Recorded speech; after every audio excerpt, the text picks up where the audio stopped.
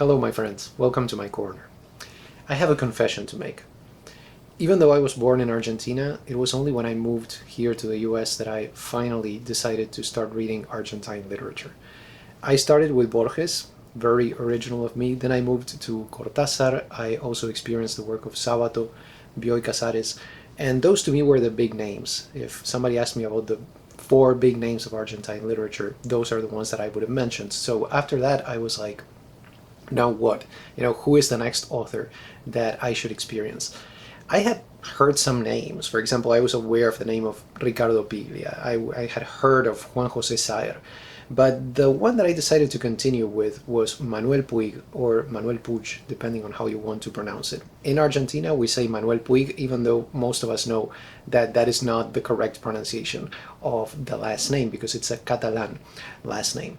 So what I did was I went to the bookstore. It was one of those big name bookstores, new books and all that. And I found a copy there. This was in the good old days of El beso de la mujer araña, Kiss of the Spider Woman. And this is the one that I experienced by him first. After that, when I continued reading him, I went or tried to go chronologically. And that's where I am right now. I'm missing the last three novels that he wrote. So with El beso de la mujer araña, I just devoured it. I loved it. And even though it's not really my favorite novel by Manuel Puig, this is the one that I decided to reread in order to tell you about him for this series that I'm doing on Argentine authors, because this is definitely his most famous novel for many reasons, some of which we are going to explore in this video. So the first let me tell you about the novel, the characters, the setting, and all of that good stuff. So Kiss of the Spider Woman was published in 1976, and that was a very difficult year in the history of Argentina, politically speaking, of course, but the novel was published in Barcelona, Spain. So we have a little bit of a distance right there between the nation and the place where it was published. Most of the action in this novel takes place in a prison cell. So we have unity of place, definitely here, most of it at least. And the novel consists almost entirely of dialogue. So that is one interesting thing about this novel that really stands out. We have two main characters who are speaking to each other, talking to each other. These are two men, the speakers. The first one that I'm going to mention is Molina. He is 37 years old. He is a homosexual. He has been imprisoned, incarcerated for, quote, corruption of the youth. And then on the other hand, we have Valentín, who is 26, and he is a subversive, so he is a political prisoner. Very different reasons for being there, but we're going to find out as we read the novel that there are many points of contact between these two men, Molina and Valentín. The novel takes place in Argentina, but it could just as easily have taken place in any other Latin American country, or even any country where we have a similar situation with this type of dictatorial repression. So it's an unfortunately universal story. Anywhere where a similar situation may be found, you can set this story. And as a matter of fact, when it was adapted to film in the 80s, the film is set in Brazil. It could have been set in Uruguay, it could have been set in Chile around that similar time period. So you can see what I mean when I say that this is in that way universal.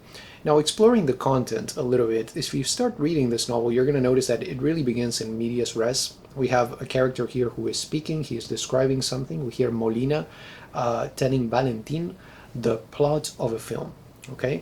And this is the way that they distract themselves. Remember, they're imprisoned, right? So Molina likes to tell stories, Valentín likes to hear them, and a little bit more than that. We're going to explore that too in a minute. And most of the novel is going to be like this. It's going to be Molina telling films to Valentín. Some of these are real films. Okay, I'm going to give you the example of the first one that we hear about. It's very easily recognizable. I think that was the only one that I could recognize myself without looking it up or anything like that. And the first movie that we hear about, the plot is Cat People. Great movie, by the way. I'm talking about the original one, though. I've also seen the remake, and I thought it was interesting too. Other films are not quote-unquote real films, okay? But in any case, whether the film be real or not, what we hear and what Valentín hears is just the story of these films, but through the filter of Molina, whose memory is sometimes a little bit hazy, sometimes a little bit creative, sometimes both. So it's a very interesting situation. Molina, in other words, is kind of like a Scheherazade, right? Like the narrator of the 1001 Nights. By the way, I have like 7 videos on the 1001 Nights. If you want to check them out, please feel free to do that. But anyway, Valentin, he listens to these stories from the movies, but he soon begins to interfere, soon begins to analyze and to comment on these stories. And that is how he becomes also a part of the telling of the stories. In other words, he is a little bit of a creative listener, which is the best type of listener. So that's how Valentin enters the fictional world of these films that Molina is relating to him. Now, let's explore the characters a little bit. We have 2 main characters primarily, a storyteller and a listener commentator. So in a sense, what you get in this novel is within the text, you have these 2 things going on, text and subtext at the same time, right? So it's kind of like an in-depth kind of a novel. Valentin, let's talk about him first. He is committed to his ideals. He is committed to Marxism and to the fight, the struggle. He is great at interpreting what he hears. To give you a quick example, when he hears the story of cat people, he says, "This sounds like an allegory of the female fear of sex." So you see what I'm saying? He's a great critic, in other words. And then we have Molina, on the other hand. He is sentimental, he is sensitive. He says he is como una mujer. He's more like a woman. And throughout the story, I think in most cases, in a lot of cases, in any case, he's going to use feminine adjectives when referring to himself. So as you may know, in Spanish, adjectives are gendered and numbered. In this case, what we really care about is the gender.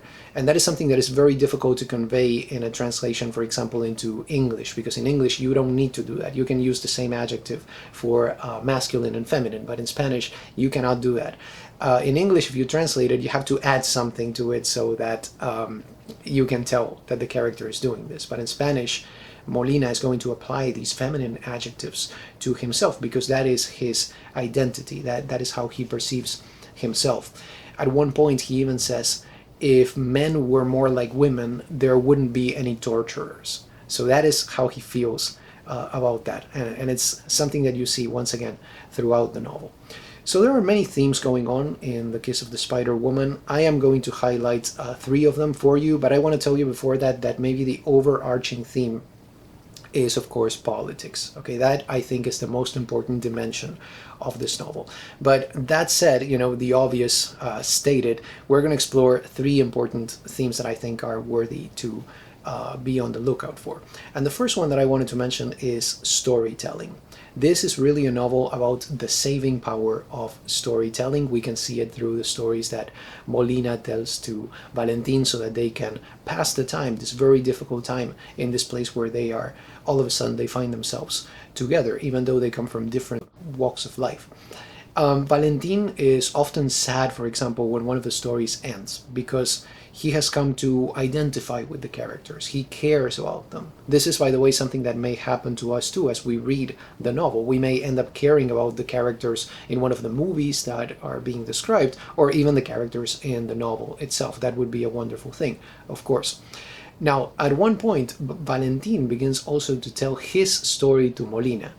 So he starts to talk about his mother, about his comrades, about the struggle, about very, very personal things. He doesn't do that at the beginning of the novel, but as we keep reading, he starts to open up a little bit. So storytelling is a concept that is presented as almost contagious, I would say. It's something that is just part of human nature. We cannot avoid telling stories. I do believe that, okay? And you can see it, I think, throughout history.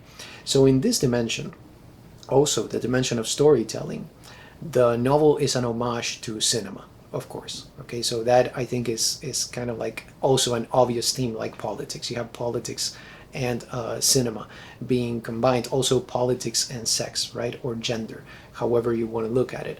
But cinema is very important here because it is like the contemporary folklore, right? In olden times, you had folk tales. Everybody knew about them. It was common ground, something that people could talk to each other about. Today, and when this novel was published, that common ground was film, right? You sit down and, hey, have you seen The Godfather? What do you think about it? What do you think about Jaws, right? All of that stuff. So cinema is really the contemporary folklore. So you have that here as, in this novel that is an homage to cinema, recognizing the power of that type of storytelling too. So that is the first theme that I wanted to talk about. The second one is the concept of masculinity. Okay, this is very important. And there's a very interesting element to this novel that I have not mentioned so far. And that is that it includes 9 very lengthy footnotes. That is something also that stands out when you read this novel. You're like, oh my gosh, footnotes, right? So 9 very lengthy footnotes, most of which deal with theories or pseudo-theories about homosexuality. Okay, some of which are debunked in the same footnote. So the novel raises a question that Puig was concerned with throughout his career as an author. You can look for meditations on this question throughout his work, from his very first novel to the last, and that question is, what does it really mean to be a man? Central question to his work. Puig, just to give you a little bit of context, grew up in a small town in Argentina, and he always had trouble dealing with something that he saw that was maybe an intrinsic part of life in small town Argentina, and that is machismo. That's one of the reasons, I think, speaking of his biography, why he actually left that setting, the small town in Argentina. And at one point in the novel, it's very interesting, Valentín is going to provide an answer to that question, a very direct answer. I'm not going to tell you what the answer is, because then I would be kind of spoiling the novel for you. But I do want to tell you how Molina reacts to that. So Valentín says, to be a man means this. And Molina says, that is not to be a man, that is to be a saint. So we have a very interesting dialogue. Of course, I mean, if you're going to have a novel that depends on that dialogue, it better be interesting. And in this case, it is. This is a novel that you can completely devour, I think, as I did, whether you read it in Spanish or in English. So that's the second theme. The third one is, quote unquote, low culture. Okay? Puig was concerned consistently throughout his work with low culture as opposed to what is considered to be high culture. And from the very beginning of his career, he showed great skill at appropriating, at parodying the style, the narrative style of what in Spanish we call the folletín. Okay, and what is a folletín? Folletín is a popular novel in installments, and most of the time the topic of those was this sappy kind of romance. Okay, so you see what I mean when I say low culture. This is what we're talking about. And he said that these forms of low culture, the sappy romances of the folletín, and also like the musical counterparts or equivalents to that, for example, the bolero type of song. He said that those types of quote-unquote low culture conveyed many, many truths. So that's where you found the truth, right? Not in philosophical dialogues or things like that that were very far away from the quote-unquote ordinary person, but in precisely the type of culture that the ordinary person produced and consumed. And there's quite a bit of an argument to be made for that. And if you look at this novel in particular, Kiss of the Spider Woman, Molina doesn't tell Valentín the stories like, I don't know, Citizen Kane or anything like that, right? It's not high culture that he likes to narrate, but popular, even corny movies, okay, like Cat People, for example, and others. But he really does a great job at conveying the power that these quote-unquote silly movies have, and all the truths that they convey. So I think those are 3 main topics, 3 themes that you can look out for in this novel. Now, I'm going to tell you a little bit about the style, okay? And there are 2 things here that we want to, one that we want to talk about and one that we just want to mention. So we're going to focus primarily on dialogue because that is the most important thing that I see in this novel style-wise. But I also wanted to just mention, just to let you know, that yes, there's quite a bit of dialogue throughout, but there are also many sequences of stream of consciousness type of narration or type of style. So you're going to find many passages of stream of consciousness, and they're really good. They're really interesting, really powerful too. Sometimes when I was reading these, especially towards the end of the novel, I really felt, the emotional power that they carried, that they conveyed. So it's not at all like something that was just taken out of James Joyce's Ulysses or something like that. No, this is a very different type of stream of consciousness. So the question here is, why dialogue? Okay, why present the novel in a dialogue form? So at one level, I think one thing that is important to say, and you can hear this in an interview that Manuel Puig did for a Spanish TV program. I'm going to give you a link because it's a really, really good interview. Puig was very self-conscious about his style and about his abilities as a narrator. So in that sense, you could say that dialogue is just the perfect way to get around that, right? If I am not very secure as a narrator, I would just just throw some dialogue there. It's the character speaking anyway, right? It's like writing a first-person novel, which is a lot easier than, going for the third-person narration, which can cause a little bit of anxiety at first to an author. So that's one way that he got around that. Another way that he got around that anxiety was the use of pastiche. You can see this primarily in his earlier novels. For example, his very first one, Betrayed by Rita Hayworth, right? Also in his second one, Boquitas Pintadas, or Heartbreak Tango, as it is known in English. There, pastiche is the thing. Here, in Kiss of the Spider Woman, what we have is dialogue, but there are also a couple of moments, a few moments, especially in the footnotes and towards the end of the novel, where he also goes into a pastiche type of mode. That's one level, okay, the personal level, dealing with this idea of why dialogue, right? But I think that, more intrinsically, at a different level, we could also say that the main effect of this use of dialogue is that you add some realism to the story, or at least you add the illusion of that realism to the text, because the narrator, that omniscient, omnipotent narrator figure of the 19th century novel, he's just gone here. Okay, what we have is the characters talking to each other directly. And one thing that we have to say to conclude this part is that this is really a novel of ideas, right? Because we have these characters talking to each other, sometimes about silly things, but also about very important things. So this is definitely a novel of ideas too.